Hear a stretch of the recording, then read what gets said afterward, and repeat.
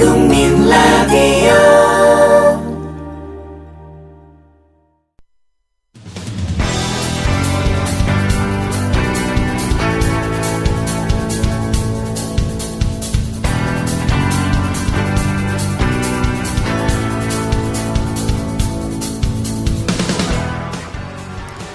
미디어 협동조합 국민라디오 뉴스트라다무스 금요일 순서 듣고 계십니다. 정가 소식 알아보겠습니다. 여의도 리포트 시간인데요.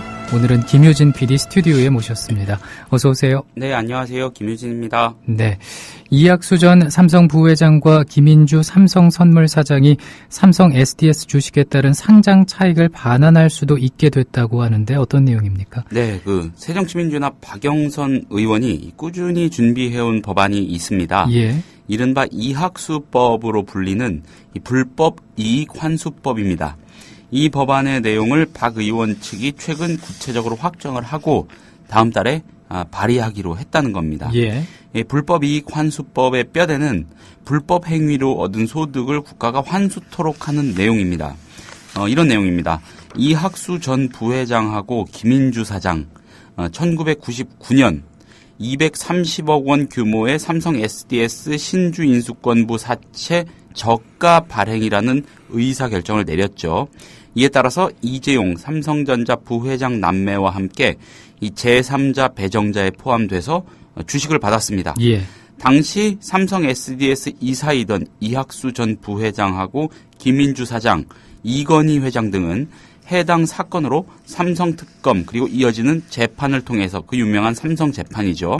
유죄 판결을 받았습니다. 물론 합당한 처벌이었느냐에 관한 논란이 남아있긴 합니다만 어쨌든 그런 절차를 모두 거치긴 했죠. 박영선 의원 측은 이와 같은 이유로 이재용 부회장 남매는 환수 대상이 되긴 어렵지만 이학수 전 부회장과 김인주 사장은 대상이 될 수 있다 이렇게 주장을 합니다. 이건희 회장은 재산을 내어준 사람이니까 당연히 대상이 되지 않겠고요. 물론 이학수, 김인주 두 사람에 대한 소급 적용 논란의 여지는 남아 있습니다. 현재 이학수 전 부회장이 보유한 삼성 SDS 보유 지분 가치는 약 1조 2,200억여 원, 김인주 사장의 보유 지분 가치는 약 5,200억여 원이라고 평가되고 있습니다. 예, 불법 이익 환수법이 그러니까 네. 박영선 의원이 꾸준히 준비해온 이 법안이 이제 발의하기로 했다라는 내용인데 네. 조금 더 얘기를 이어가 보겠습니다. 네. 국회 조세소위가 이른바 이재용 방지법에 잠정 합의했다 그런 소식도 들립니다. 네, 앞으로 이재용 삼성전자 부회장의 삼성 에버랜드 전환사채 사례처럼 전환사채를 헐값에 인수해서 증여세를 회피하는 편법 증여는 사라질 수도 있겠습니다. 예. 편법 증여의 수단이었던 이 간주 모집의 증여세 예외 조항을 엄격히 적용하도록 여야가 잠정 합의했기 때문입니다. 이른바 이재용 방지법으로도 불리는 이 상속세법 개정안이 다음 달 국회 본회의에서 처리될 것으로 예상이 됩니다. 국회 기획재정위원회 조세소위 어제 회의를 열고 앞서 말씀드린 내용이 담긴 이 상속세 및 증여세법을 처리하기로 잠정 합의한 겁니다. 예. 이 실권주를 균등하지 않게 배정하거나 이 저가로 발행한 전환사채를 인수할 경우 간주모집이라는 절차를 밟았더라도 증여세를 부과하는 내용입니다.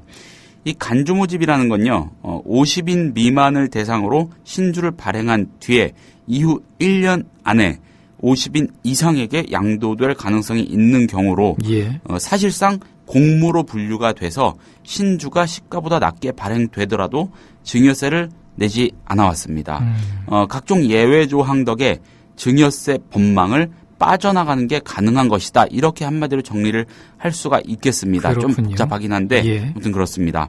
여야는 이러한 간주 모집이 편법 증여로 악용될 소지가 농후하다고 보고 법을 개정하기로 한 겁니다. 앞서 말씀드린 예전에 그 삼성 사건 재판 때 불법 증여냐 편법 증여냐 따지던 그 재판 때 이게 불법이라거나 탈법이라는 용어가 쓰이진 않았습니다. 예. 그러니까 법망을 교묘하게 악용해서 피해갔던 거기 때문에 편법이라고 표현이 됐죠. 예. 그 의도성에 관한 부분이 또 쟁점 가운데 하나였던 거고요. 그래서 아무튼 법을 어긴 건 아니지만은 이게 좀 허술한 점이 있기 때문에 이걸 바로 잡겠다는 겁니다. 예, 그러니까는 법망을 이제 빠져나가지 못하도록 그렇죠. 장치를 마련하겠다 그런 의미로 볼 수가 있겠군요. 네. 예산안 얘기로 넘어가 보겠습니다.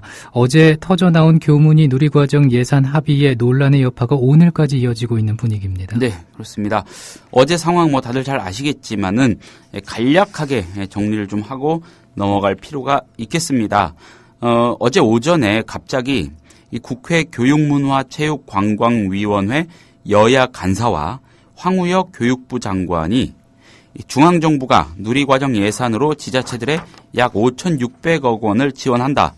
나머지 돈은 지자체가 지방채를 발행해서 조달하되 중앙정부가 보증을 서고 이자도 내어주겠다는 식으로 구두 합의했다는 내용이 보도가 됐습니다. 예. 보도가 나가자마자 이 새누리당 김재원 원내수석 부대표가 사실이 아니다라는 기자회견을 부랴부랴 했습니다. 알고 봤더니 교문위 여야 간사가 황우여 장관과 일종의 삼각 구두 합의를 한 건 팩트입니다. 근데 이것이 새누리당 지도부에는 전달이 제대로 안 된 상태에서 알려진 겁니다. 예, 예.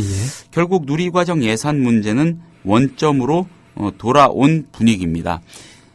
이 취재하고 가까이 있던 그 기자들하고 좀 얘기를 하고 상황을 살펴보니까는 예. 그 새정치연합 측의 김태년 의원이 요 구두 합의, 뭐 합의라고 표현을 하는데 아무튼 그런 얘기가 오간 뒤에 좀 너무 성급하게 기자들에게 얘기를 한 거 아니냐라는 그런 지적도 있기는 하더라고요. 예. 아무튼 간에 뭔가 설익은 채로 그렇게 보도가 되면서 일이 좀 엎어진 것 같습니다. 이를 둘러싼 공방이 오늘 오전 내내 이어졌습니다. 문희상 새정치연합 비대위원장은 오늘 오전 비대위 특별위원회 연석회의에서 집권당이 나서서 국회의 권위를 땅에 떨어뜨리고 정치를 훼손하고 있다 이렇게 비난했습니다. 문 위원장은 그러면서 오히려 적극 독려하고 나서도 시원치 않을 판에 원내 지도부 1인이 상임위 간사는 물론 대표를 역임한 대표라면 새누리당 대표겠죠. 새누리당 대표를 역임한 주무장관인 황우여 부총리에게 호통을 쳤다니 세상에 이런 황당한 일이 있느냐 이렇게 따졌습니다. 원내 지도부 1위는 새누리당 김재원 원내수석 부대표를 지칭하는 겁니다. 예. 그러면 새누리당에서는 별다른 얘기가 없었습니까? 몇 마디가 나오긴 했습니다. 예. 그런데 어제 있었던 간사들과 황 장관의 구두 합의를 이행한다는 것은 아니었습니다. 결과적으로. 새누리당 이완구 원내대표는 오늘 당 상임위원장 간사단 회의에서 전체 예산안 심사를 총괄해야 할 원내대표로서 매끄럽지 못했던 점을 사과드린다 이렇게 말을 했습니다.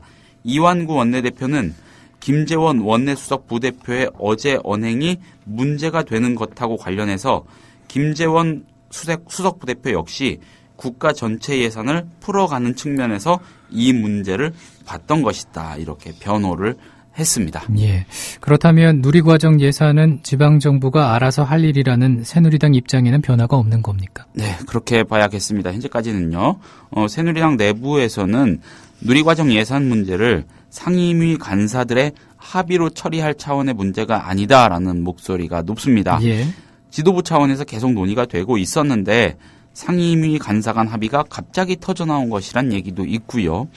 그런데 공교롭게도 황우여 장관이 자신이 새누리당 대표일 때 그때의 최고위원들을 비롯한 당 지도부와 오늘 만찬을 한답니다.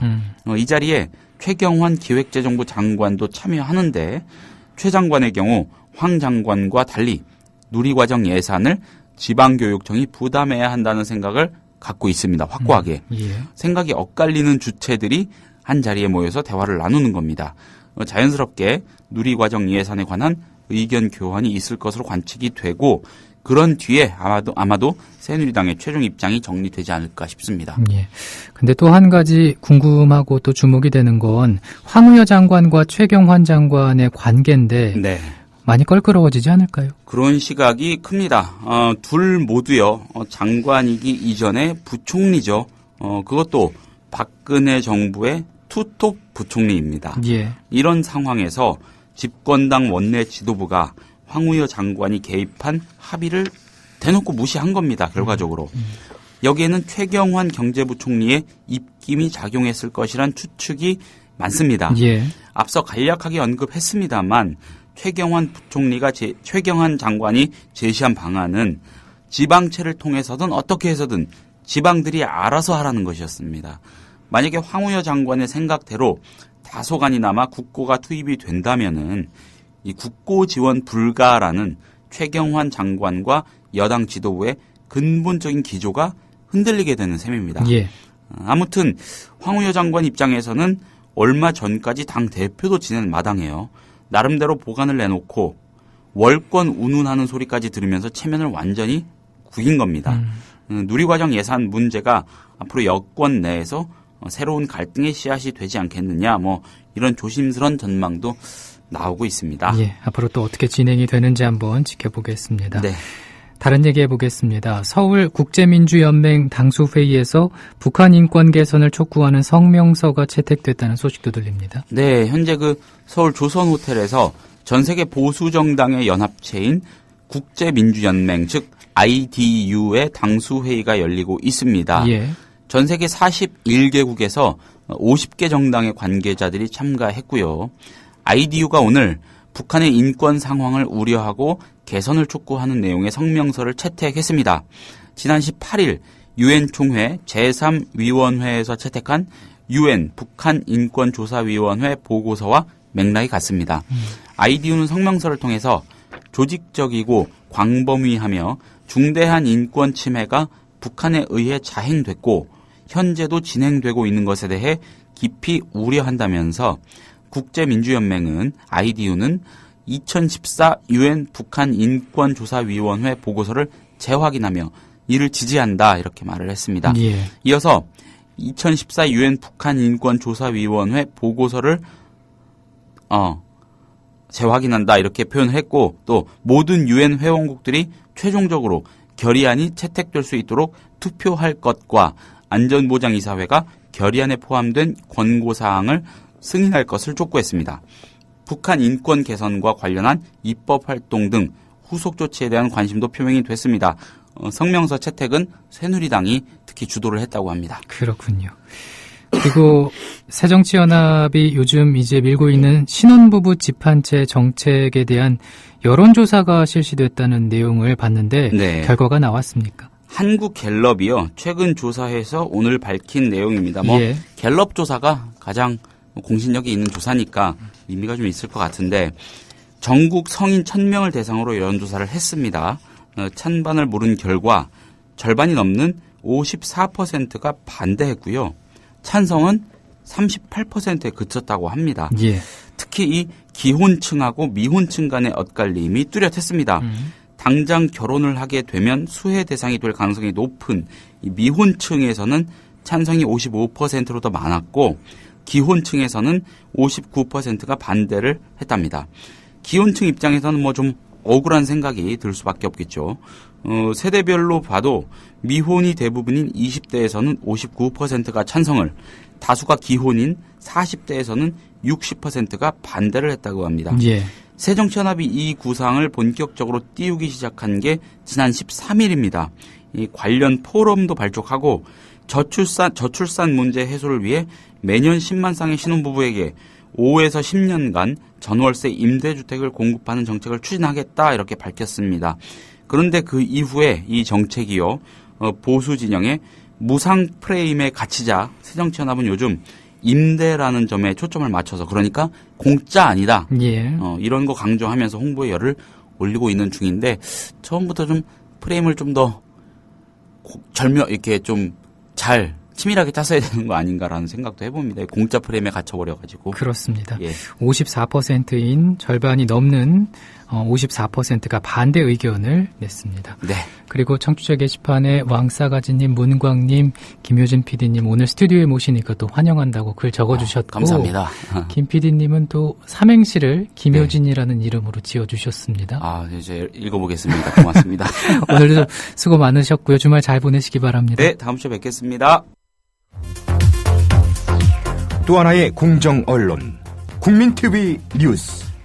한국의 오프라인 뉴스, 온라인 여론, 국민TV 뉴스에 접속하시면 한눈에 만나실 수 있습니다. 또 하나의 진짜 언론 국민TV 뉴스. 뉴스.국민.tv 미디어 협동조합 국민라디오, 국민TV의 자매 인터넷 신문, 국민TV 뉴스에 지금 접속하세요.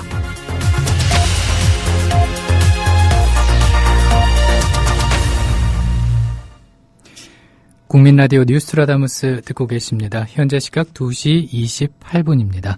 계속해서 뉴스 브리핑으로 넘어갑니다. 안은필 기자 어서 오세요. 네, 안녕하세요. 예, 정부와 경북 울진군 간의 신한울 원전 건설 협상이 타결이 됐군요. 15년 만이에요. 예, 정부는 오늘 오전 경북 울진군청에서 한수원과 울진군이 신한울 원전 건설 관련 8개 대안사업 합의서에 서명했다고 밝혔습니다. 예. 양측의 신한울 원전 협상은 1999년 울진군이 추가 원전 건설 시 기존의 원전 부지를 활용할 것을 요구하는 등 보상 성격을 띤 14개 대안사업 시행을 요구하면서 본격적으로 시작됐습니다. 협상 과정에서 양측은 2009년 대안 사업의 수를 8개로 줄이는 내용에 합의한 데에 이어서 정부는 신한울원전 1, 2호기 건설을 위한 전원개발 사업 실시 계획을 승인했습니다. 이후 정부와 울진군은 대안 사업 지원금의 규모를 놓고 협상을 거듭하다가 올해에 들어서 2월 달에 한수원이 울진군 안에 인프라 건설 및 지역개발 등에 1,960억 원을 지원하고 교육과 의료 분야에 추가 지원을 하는 내용으로 합의하면서 협상 타결이 임박한 상황이었고요. 예. 정부는 이후에 울진군 내에 자율형 사립고, 병원 건설 등을 위해서 840억 원을 추가로 지원하는 방안을 울진군과 협의했고 오늘 최종적으로 2,800억 원 지원을 확정한 겁니다. 단 여기에는 울진군이 현재 건설 중인 신한울원전 1, 2호기를 포함해서 앞으로 건설될 3호기, 4호기에 대해서도 협조해야 한다라는 조건이 붙어 있습니다. 예. 1, 2호기를 포함해서 3, 4호기까지 협조를 해야 한다라는 조건이 있군요. 네. 이희호 여사의 방북 관련 실무팀 북한을 방문 중이죠.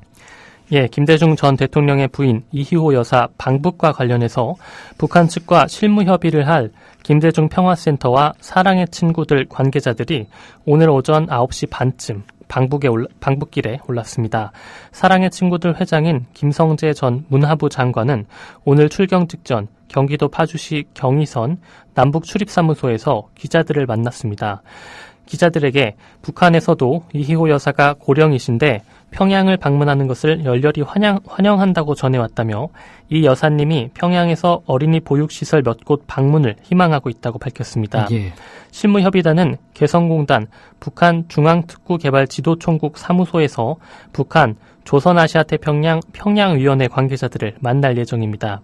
김 전 장관은 또 방북에 앞서 북한 측과는 전화와 팩스로 사전 교류가 있었다며 오늘은 방북 시기와 일정, 경로, 대북 인도적 지원 물품 등에 관해 협의할 것이다 라고 밝혔습니다. 실무협의단은 김 전 장관을 포함해 윤철구 김대중 평화센터 사무총장, 이정원 사랑의 친구들 사무총장 등 모두 7명으로 구성됐습니다.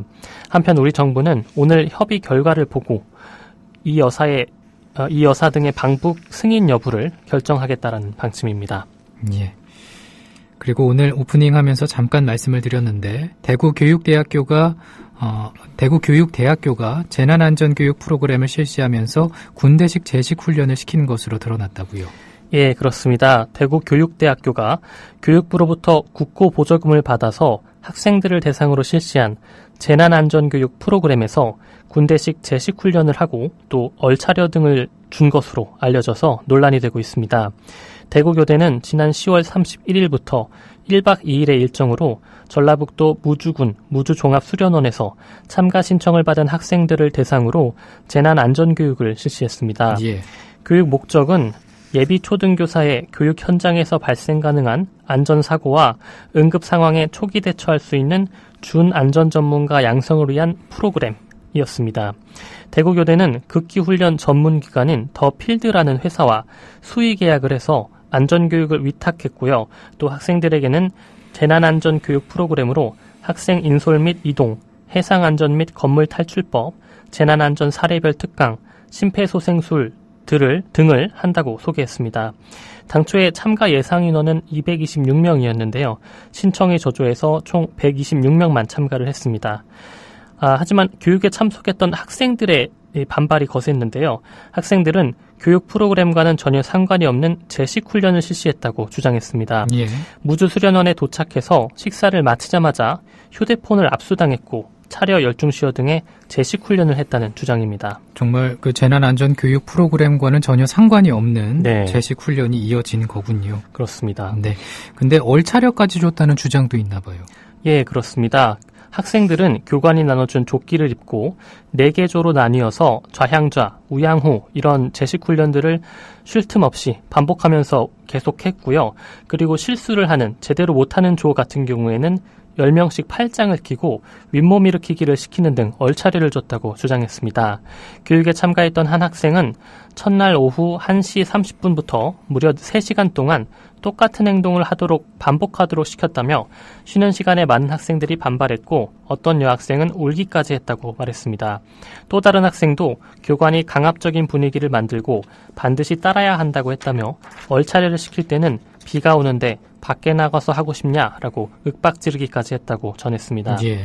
결국 이날 126명의 학생 중에서 5명은 당일 무단으로 귀가했고요. 17명은 학생 처장에게 요구해서 다음날 아침 버스를 타고 중도에 귀가했습니다.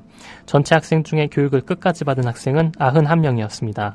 학생 처장은 이런 내용을 알고 있었을지 네. 궁금합니다. 예, 이게 재난안전교육하고 제식훈련하고 말씀하신 대로 무슨 상관이 있는 건지 이게 정말 이해하기가 좀 힘든 것 같습니다. 그렇습니다.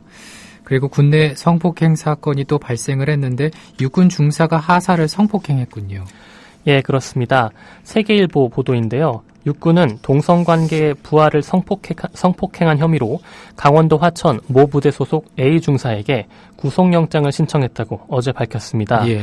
A 중사는 지난 3월부터 지난달 초까지 같은 중대에 근무하는 B 하사를 독신자 숙소와 민박집 등으로 불러내 모두 5차례에 걸쳐서 성폭행한 혐의를 받고 있습니다. 군 헌병대는 B 하사가 성폭행을 당했다며 국방 헬프콜에 신고하자 지난 18일 A 중사를 긴급 체포한 데 이어서 지난 19일에 구속영장을 신청했습니다. 군 당국에 따르면 B 하사는 거부 의사를 표시했다고 진술하고 있는데요. 반면에 A 중사는 합의하에 성관계를 했다, 이런 주장을 펴고 있습니다. 한편 국방부는 최근 강간죄 대상을 여성으로만 한정했던 군형법 제92조를 개정해서 여성뿐만 아니라 남성을 포함하는 사람으로 변경한 바가 있습니다. 예. 근데 하사와 중사의 주장이 서로 엇갈리는군요. 네. 네, 그렇습니다. 다릅니다. 충북 옥천은 유경수 여사의 생가가 있는 보수적인 동네로 알려져 있지 않습니까? 네. 근데 옥천 주민 가운데 조선일보 구독하는 사람은 30명 정도밖에 안 된다고 합니다. 오한흥 전 옥천신문 대표의 조선바보 운동의 성과라고 하더라고요. 예, 그렇습니다. 그제 오후 7시 서울 중구 민추화기념사업회 교육장에서 반민족 언론청산 2014 연속 심포지엄 조선일보는 어떻게 해서 옥천에서 쫓겨났나? 라는 심포지엄이 열렸습니다. 예. 이날 강연자가 오한흥 전 옥천신문 대표였는데요. 오 전 대표는 조선일보 바로보기 옥천시민 모임, 조선 바보 모임을 바보 운동을 통해서 조선일보를 옥천에서 몰아냈다, 이렇게 말을 했습니다. 오 전 대표는 주민 한 명 한 명에게 다가가 친구가 되고 신뢰를 얻은 뒤에 조선일보의 9.2% 이야기를 꺼냈다, 이렇게 말했습니다. 9.2% 얘기요? 네, 그건 그렇습니다. 뭡니까? 예, 저도 처음에 굉장히 궁금했는데요. 9.2%라는 것은 조선일보가 일제치하에서 쓴 반민족 기사의 비율입니다. 예. 일제치하 동안에 썼던 기사 중에서 10%에 가까운 9.2%는 반민족적인 기사였다, 이런 내용입니다. 예. 오 전 대표는 조선일보는 이 9.2%밖에 죄를 짓지 않았다, 이렇게 주장을 하는데 이건 20살 청년이 군생활 내내 범죄를 일으켰다라는 것과 같은 얘기를 하면서 신문으로 위장한 범죄 집단 조선일보라는 책도 자신이 낸 적이 있다고 말했습니다. 옥천에서는 가장 보수적인 집단이라고 말할 수 있죠. 해병대 전후에도 조선일보를 보지 않고 대신 옥천신문을 본다고 합니다. 그렇군요. 예, 이 내용들은 미디어 오늘의 보도였습니다. 예, 조선바보 운동의 성과, 옥천신문 대표 오한웅 전 대표의 얘기였습니다. 아파트 전셋값이 매매가보다 비싼 단지가 처음으로 등장했는데 깡통 전세 우려가 현실화되는 것 아니냐는 지적이죠. 예, 오늘자 한국경제에 따르면 지난달 2억 2,900만 원에 매매된 경기 화성시 병점동 늘번마을 신창 아파트는 최근에 같은 평형의 아파트가 보증금 2억 3천만 원에 전세로 나갔습니다. 전세가가 매매가보다 오히려 더 비싼 그런 상황입니다. 예. 지방에 있는 나홀로 아파트나 빌라 같은 경우에는 전세가와 매매가가 역전되는 사례가 나온 적이 있는데요. 하지만 수도권 대단지 아파트에서 이런 현상이 나타나는 것은 이번이 처음입니다. 그렇군요. 병점동 일대 다른 아파트 단지들도 매매가와 전세가가 큰 차이를 보이지 않고 있는 그런 상황입니다. 이 동네의 매매가 대비 전세가 비율은 대부분 95% 내외인데요. 예. 매매가와 전세가가 5% 정도밖에 차이가 나지 않는다. 이렇게 보시면 될 것 같습니다. 예. 한국경제는 높은 전세가율은 수원, 용인, 이천 등 수도권 주요 지역으로 확산되고 있다며 서울에서도 전세가율이 90%에 육박하는 단지가 속출하고 있다고 사태의 심각성을 강조했습니다. 예. 그리고 오늘부터 도서 정가제가 전면 시행에 들어갔습니다. 제2의 단통법 아니냐는 비판도 나오고 있는데 먼저 이 도서 정가제가 어떤 제도인가요? 예, 이 도서 정가제는 11년 만에 바뀌었는데요. 출판물의 과도한 가격 경쟁을 막고 지역 내 중소서점 활성화를 통해 건전한 출판 유통 구조를 확립하겠다. 이런 취지의 제도입니다. 예. 출판사는 책에 정가를 표시해야 하고 또 판매자는 소비자에게 정가대로 판매를 해야 합니다. 또 모든 도서의 할인율은 정가의 15% 이내로 제한하는 것이 주요 내용입니다. 새로 나온 신간뿐만 아니라 실용서, 학습 참고서 등 기존 도서 정가제 예외 도서들까지도 모두 할인폭이 15%로 제한이 되고 원칙적으로는 신간과 구간의 차이를 두지 않습니다. 예, 근데 그 도서 정가제가 제2의 단통법 아니냐 앞서도 좀 말씀드렸는데 이런 비판론도 적지가 않잖아요. 예, 그렇습니다. 어제만 해도요, 정가제 시행을 하루 앞둔 어제였는데 책을 저렴하게 사려는 소비자들이 온라인 서점에 접속을 해서 사이트가 다운되기도 했습니다. 그래서 이게 과연 제대로 될 것이냐, 소비자 반응을 더 지켜봐야 할 것 같긴 한데요. 예. 정부가 원하는 대로 건전한 출판 유통 구조가 잡힐지 아니면 단통법처럼 소비자 부담만 더 커지는 상황이 될지 지켜봐야 할 것 같습니다. 예.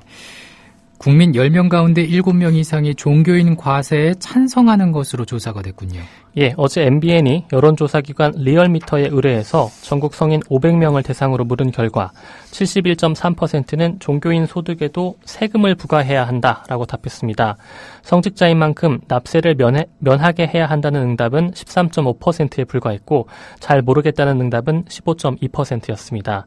MBN은 그동안 정치권에서는 종교인들의 반발과 선거에서 표를 잃을까 봐 과세를 미뤄왔지만 이제는 과세에 무게가 실리고 있는 모습이다라고 분석했습니다. 예. 이번 조사는 유무선 전화 임의 걸기 자동응답 방식으로 실시됐고요. 표본 오차는 95% 신뢰 수준의 플러스 마이너스 4.4% 포인트였습니다. 예.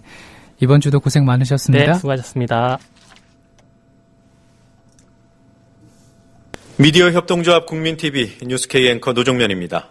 정치 권력, 재벌, 특정 지배주주로부터 오염되지 않는 언론, 국민TV가 그 실험을 해나가고 있습니다. 이런 언론이 지속 가능하다면 다른 여러 언론도 따라올 것입니다. 닻을 올린 국민TV 순항하도록 힘을 실어주십시오.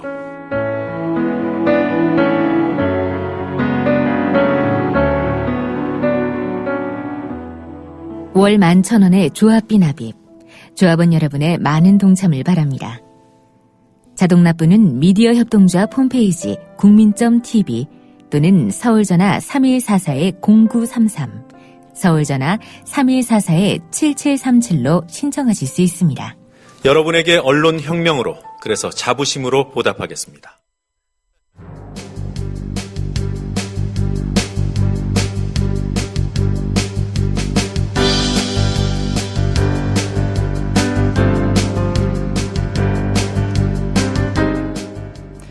미디어 협동조합 국민라디오 뉴스트라다무스 듣고 계십니다. 매주 금요일 이슈 분석은 스포츠 소식 살펴보고 있습니다. 스포츠 평론가 최동호 씨 전화 연결돼 있습니다. 안녕하십니까? 예, 안녕하세요. 예, 프로야구가 이제 본격적인 스토브 리그에 돌입을 했는데 어제부터 FA 자유계약 선수들이 원 소속팀과 협상에 들어가죠. 예, 그렇습니다. 이 KBO가 어제 공시한 이 자유계약 선수 FA가 모두 19명이거든요. 예. 역대 최대 규모입니다. 이 욕심나는 선수들도 많이 들어가 있죠. 예를 들면은 이 삼성의 선발 투수인 윤성환 선수, 또 이 불펜인 안지만 선수도 욕심이 나오고요. 롯데의 선발 장원준 선수나 SK 내야수 최정 선수 등이 이번에 이 FA로 시장에 나오게 됐습니다. 이 FA 자격을 취득한 선수들은 어제부터 일주일 동안 이 원 소속팀하고 우선 협상을 벌이게 되고요. 예. 이 원 소속팀과의 협상에서 계약을 맺지 못하게 되면은 이 다른 구단하고 이 다음 달 3일까지 협상을 할 수 있습니다. 예. 아무튼 이렇게 FA 시장 열리게 되면 제일 궁금한 것이 어떤 선수들이 어떤 팀으로 옮기느냐 이건데, 예. 뭐 쟁쟁한 선수들이 있죠. 얘기를 좀 해주신다면요. 앞서 말씀드린 대로 이 윤성환 선수, 안지만 선수, 최정, 이 장원준 선수가 이제 관심을 받고 있는데요. 예. 일단 이 삼성 소속이죠. 이 안지만, 윤성환 선수 같은 경우에는 이 삼성이 합당한 대우를 해줄 것으로 믿는다. 이 삼성에 남고 싶다라는 의사를 표시했거든요.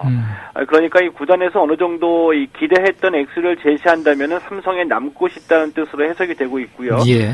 이 반면에 롯데의 장원준 투수 같은 경우에는 이 현재 소문이 좀 무성합니다. 이 한화와 SK 등에서 관심을 갖고 있다. 또 이 미리 접촉을 했다라는 식의 이 소문이 무성한데, 이 장원준 선수 같은 경우에는 뭐 통산 85승 77패, 올 시즌에는 10승 9패를 기록을 했는데요. 예. 이 기록으로 보면은 이 선발 투수로 무난하죠. 이 삼성 소속 선수 같은 경우에는 아무래도 이 삼성에 거는 기대치가 있기 때문에 이 삼성과의 우선 협상을 지켜본 뒤에 말이 나올 것 같은데, 이 롯데의 이 장원준 선수처럼 이 삼성 이외의 선수들은 매년 이 똑같은 현상이 반복은 되고 있지만은 이 원 소속 팀과의 우선 협상 기간에도 이 다른 팀들과의 접촉이 있었다라는 식의 여러 가지 소문이 무성하게 나오고 있습니다. 예. 근데 어제부터 이제 한 주 동안 원 소속팀과 협상 기간인데, 예. 원 소속팀과 협상을 할 때는 다른 구단 관계자는 해당 선수를 접촉해서는 안 되잖아요. 예, 그렇죠. 예, 근데 이게 사실 유명무실한 거라면서요. 예, 그렇습니다. 이 KBO가 FA 선수로 이제 공시한 그날서부터 이 원 소속팀하고 우선 협상할 수 있는 이 기간이 주어지거든요. 예. 일주일의 기간이 주어지게 되는데, 이 기간 동안에는 이 다른 구단에서 이 FA 선수들과 접촉해서는 안 됩니다. 이 템퍼링이라고 보통 하는데요. 이 템퍼링은 이 사전 접촉을 얘기하거든요. 예. 이 템퍼링을 금지를 하고 있습니다. 그런데 사실 이것이 유명무실한 제도라고 볼 수밖에 없는 게, 이 특정 구단뿐만이 아니라 이 템퍼링을 현재 프로야구에서 지키고 있는 구단은 거의 없다라고 볼 수가 있겠죠. 왜냐하면은 뭐 지난해만 보더라도 이 한화가 이 정근우하고 이용규 선수를 FA로 영입을 했는데, 이 원 소속 팀하고 이 우선 협상 기간이 만료가 되자마자 이 새벽에 한화가 정근우, 이용규 선수 계약했다라고 이 발표를 했거든요. 예. 뭐 이 비단 하나뿐만이 아니라 이 대부분의 구단이 이 우선 협상 기간이 종료가 되면은 종료되자마자 새벽에 FA 계약을 발표를 하게 되는데, 이게 미리 접촉해가지고 협상하지 않았으면 이렇게 새벽에 발표할 수가 없잖아요. 예. 때문에 다 미리 이제 접촉을 했다는 얘기인데, 이렇게 보면 템퍼링 금지는 유명무실한 제도이고요. 차라리 지키지도 않을 거면은 다 이게 없애버리는 것이 낫다라고 봅니다. 그렇습니다. 근데 FA 선수들의 몸값이 얼마나 될까, 이것도 이제 관심의 초점인데, 예. 지난해 강종호 선수가 75억 원 계약을 맺었고 이번에는 100억 원 얘기까지 나오고 있는 상황이더라고요. 근데 이 100억 원이면은 상당한 액수인데 거품 논란도 나오고 있죠. 이 100억 원 얘기가 나오고 있고, 또 이 거품 논란도 함께 나오고 있습니다. 예. 지난해 같은 경우에는 롯데 강민호 선수 FA 사상 최고액이죠. 이 4년에 75억 원의 계약을 했거든요. 그리고 앞서 말씀드린 이 정근우나 이용규 선수 같은 경우에도 이 각각 4년에 70억 원, 67억 원의 도장을 찍었는데, 이번 프로야구 관심사는 이 100억 원짜리 초대형 계약이 나오느냐에 몰리고 있습니다. 저는 이 가능성은 있다고 봅니다. 예. 이 가능성은 이 거품이 있느냐 없느냐의 문제가 아니라 이 100억 원짜리 계약 자체의 이 성립 여부인데요. 왜냐하면은 이 가격은 당연히 이 수요와 공급에 의해서 만들어지죠. 그런데 이 당장 롯데도 그렇고요. 이 하나와 기아가 전력 보강이 시급한 구단이고 예. 여기에다가 또 이 신생팀인 KT도 좀 전력 보강을 하기 위해서 FA 영입에 관심을 좀 많이 갖고 있거든요. 때문에 분명히 수요가 있다. 또 여기에다가 이 구단 간의 경쟁이 불붙게 되면은 이 100억 원짜리 계약도 불가능하지는 않을 것이라고 봅니다. 예. 근데 이 말씀하신 대로라면은 결국 구단 간의 경쟁으로 인해서 FA 선수들의 몸값이 뛰어오른다라는 얘기인데 결국 이 거품이 낄 수밖에 없는 구조라고 봐야 될까요? 어떻습니까? 저는 그렇게 생각합니다. 우선 이 거품이다 아니다 이거를 우리가 이 상식적으로 우리 프로야구 시장의 규모를 보면 좀 알 수 있거든요. 예. 선수들 몸값이 천정부지로 오르고 있다는 것은 뭐 누구도 부인할 수 없는 사실이라고 보고요. 냉정하게 이 프로야구의 시장 논리대로만으로 본다면 이 구단에서 100억 원을 주고 선수를 영입했다면은 이 구단이 이 선수를 다양하게 마케팅해가지고 100억 원 이상을 벌 수 있어야지 이 시장이 형성이 돼 있다라고 볼 수가 있는 거죠. 그렇죠. 예, 그런데 이 구단에서는 이 100억 원을 주고 선수를 영입하더라도 아무리 이 마케팅에 이 신경을 많이 써도 현재 시장 규모로는 100억 원 이상을 벌어들기 어렵다는 얘기입니다. 예. 자, 그런데도 FA 선수들의 몸값이 천정부지로 오르고 있거든요. 예를 들어 가지고 이 99년에 삼성의 이강철 선수가 이 최초로 이 3년간 8억 원의 FA 계약을 했습니다. 예. 그리고 2003년에 롯데 정수근 선수 6년에 40억 원, 2004년에는 이 삼성이 신정수 선수하고 4년에 60억 원 계약을 맺었거든요. 예.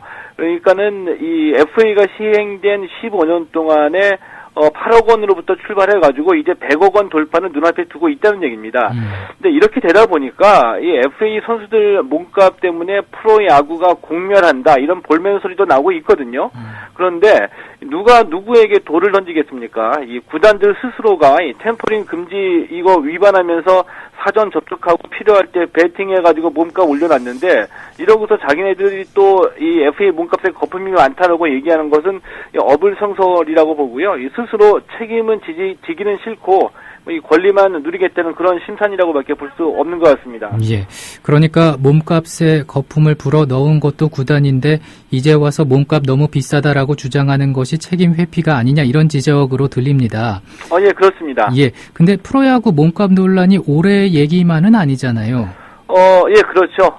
이 프로야구와 관련돼서는 그동안 이 먹튀 논란도 많이 있었고요. 예. 또 이 몸값에 거품이 많다, 이 거품 논란도 매해 이 반복되는 얘기거든요.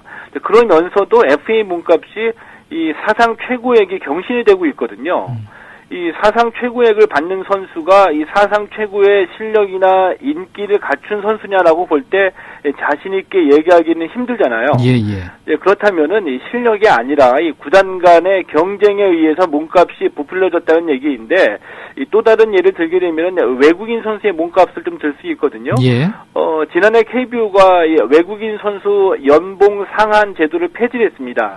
이 상한선이 30만 달러였는데 그러니까 이 지난해까지는 이 공식적으로 외국인 선수들이 받을 수 있는 최고액은 무조건 30만 달러로 묶였었다는 얘기거든요. 예. 근데 예를 들면은 지난해 이 SK가 외국인 선수 루크 스캇을 영입했을 때에 이 발표한 금액이 계약금 5만 달러, 연봉 25만 달러였었거든요. 그러니까 이 연봉 상한액인 30만 달러에 딱 맞춘 액수였는데, 그런데 이 사실 이 루크 스캇이 SK에 입단하기 바로 직전에 메이저리그에서 뛰었던 선수였습니다. 근데 메이저리그에서 뛰었을 때 우리 돈으로 연봉이 30억 원이었었거든요. 아, 예. 근데 메이저리그에서 연봉 30억 원을 받고 뛰던 선수가 한국 프로야구에서 뛰겠다고 연봉 30만 달러, 한 3억 원 정도 받고 올 리가 없잖아요. 그렇죠. 예. 왜 그랬을까요? 생각해보면은 SK가 뒷돈을 더 챙겨 주었을 가능성이 높다는 거죠. 그리고는 이제 공식적으로는 30만 달러라고 발표했다. 뭐 이런 이제, 분석이 많이 있는데, 예. 뭐 대부분 다 이런 식이라는 겁니다. 이렇게 해놓고 와서 구단들이 이제 와가지고 몸값이 너무 비싸다라고 주장하는 것이 과연 팬들의 공감을 얻겠냐 이렇게 좀 되묻고 싶은 거죠. 예. 정말 그 프로야구가 만성적자라고 알려져 있는 상황에서 이제 또 몸값이 부담이 된다면 결국 구단 운영에도 부담이 되지 않을까 그런 생각을 해보게 되는데 예. 이렇게 된다면 프로야구 발전에도 도움이 되지 않을 거라고 생각됩니다. 어찌 보십니까? 이제 그 얘기가 이제 구단에서 주장하고 있는 논리이거든요. 예. 근데 우선 이 프로야구가 적자인 것은 맞습니다. 그러니까 이 2010년 이후에는 이 회계상으로 보면은 이 서류에만 이 흑자를 보는 구단이 나타나기도 했거든요. 근데 이 대부분의 수입이 모기업의 광고 지원이었다는 것을 감안해서 보면은 이 건강한 흑자라고 보기는 힘들고요. 예. 근데 제가 묻고 싶은 것이 만약 이 프로야구가 구단에서 주장하는 대로 이 만성 적자 사업이라고 한다면은 이 기업이 왜 프로야구에서 손을 떼지 않는지 제가 좀 궁금하거든요. 근데 이미 잘 아시다시피 많은 기업들이 프로야구에서 손을 뗀 경우도 있는데 구단을 매각도 많이 했었잖아요. 예, 예. 근데 이 경우에는 대부분의 경우가 이 기업이 모기업이 이 파산하거나 도산했을 때가 대부분이었고요. 단순히 적자라는 이유만으로 구단을 매각한 적은 한 번도 없었습니다. 왜냐하면은 이 회계상 적자인 것은 맞는데 그 대신에 무형적으로 얻는 것이 많다는 거죠. 예, 예. 이 프로야구 인기가 치솟다 보니까 뭐 기업의 위상이라든지 브랜드 상승 또는 이미지 창출들과 관련해서 얻는 것이 있다. 그래서 프로야구는 갖고 가는 게 이익이다라고 판단했기 때문에 운영하는 거라고 보는데 때문에 이 몸값의 거품 논란 이것은 뭐 이 구단 스스로가 해결을 하든지 아니면은 책임을 질 일이라고 생각을 합니다. 예. 마지막으로 FA와 관련해서 하나 더 물어보겠습니다. 예. 흔히 먹튀라는 얘기가 이제 FA와 관련해서 얘기가 이제 회자가 되고 있는데 역대 FA 선수 가운데서 성공한 케이스 또 실패한 케이스를 한번 찾아보는 것도 재밌을 것 같습니다. 예, 야구 팬들에게는 뭐 계속해서 회자가 되고 있는 얘기죠. 예. 역대 FA 중에서 베스트를 한번 꼽아보자고 한다면은, 이 과거 한화의 송진우 선수나 롯데 홍성훈 선수 정도를 들 수가 있거든요. 이 송진우 선수는 2000년에 3년간 7억 원에 한화하고 계약을 했는데, 예. 이 3년 동안 41승, 이 방어율 2.99 남기면서 빼어난 성적을 보여줬고요. 이 롯데도 이 홍성훈 선수하고 2009년에 4년간 20억 원에 계약을 했는데 이 홍성훈 선수가 그 당시에 이대호 가르시아 선수와 함께 홍대갈이라는 이 타선 라인을 구축하면서 롯데 전성기를 이끌었고요. 예. 워스트를 한번 꼽아보자고 한다면은 우선 이 기억하시는 분들도 많이 계실 겁니다. LG의 홍현우 선수를 들 수 있거든요. 이 홍현우 선수가 2001년에 4년간 18억 원에 계약을 했는데 이때 이 최초로 10억 원 돌파한 선수를 기대를 받기도 했었거든요. 4년 동안 안타 129개, 홈런 14개에 그쳤습니다. 그렇군요. 돈으로 환산하면은 안타 한 개당 1,100만 원, 홈런 하나에 1억 5천만 원짜리 아주 이 값비싼 대표적인 고비용 저효율의 선수로 회자가 되고 있고요. 예. 뭐 삼성의 신종수 선수 같은 경우에도 2005년에 삼성하고 4년간 60억 원에 계약하면서 모두를 깜짝 놀라게 했는데 이 신종수 선수도 이 4년 동안 삼성에서 홈런 63개에 그쳤거든요. 그리고 부상으로 많이 경기에 출전하지 못했죠. 신종수 선수 같은 경우에도 대표적인 FA 실패 케이스로 지목이 되고 있습니다. 예, 오늘 말씀 고맙습니다. 다음 주에 뵙겠습니다. 예, 고맙습니다.